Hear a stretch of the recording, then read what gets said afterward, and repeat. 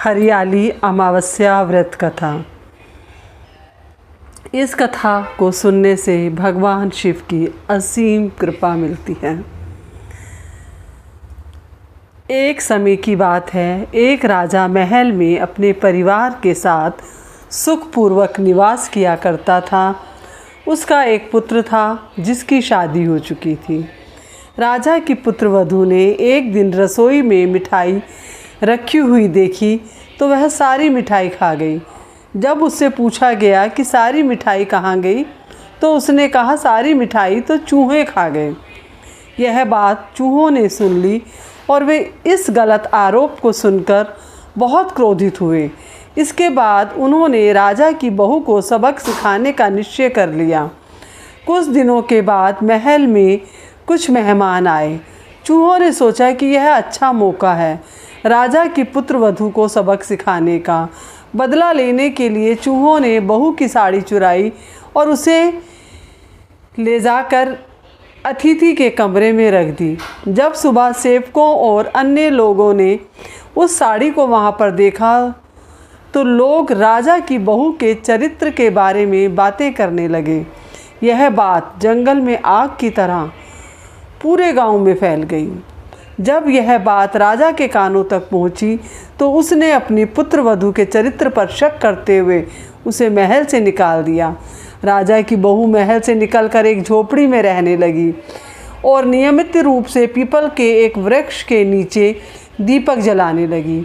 इसके साथ ही वह पूजा करके गुड़धानी का भोग लगाकर लोगों में प्रसाद वितरित करने लगी।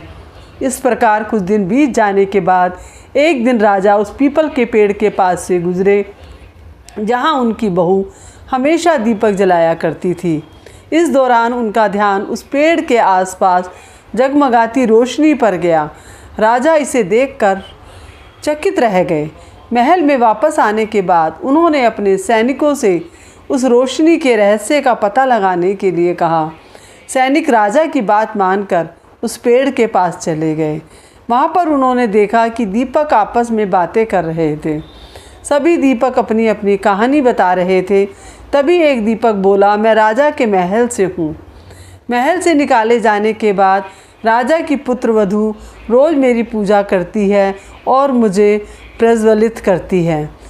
सभी अन्य दीपकों ने उससे पूछा कि राजा की बहू को महल से क्यों निकाला गया तो उसने बताया कि एक दिन उसने मिठाई खाकर चूहों का झूठा नाम लगा दिया। इस पर चूहे नाराज़ हो गए और राजा की बहू से बदला लेने के लिए उसकी साड़ी अतिथि के कमरे में रखाए। यह सब देखकर राजा ने उन्हें महल से निकाल दिया। यह सब सुनकर सैनिक भी हैरान रह गए और महल वापस आकर उन्होंने राजा को पूरी कहानी सुनाई।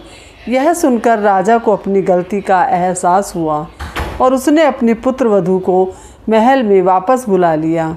इस प्रकार पीपल के पेड़ की नियमित पूजा करने का फल राजा की बहू को मिला और वह अपना जीवन आराम से व्यतीत करने लगी।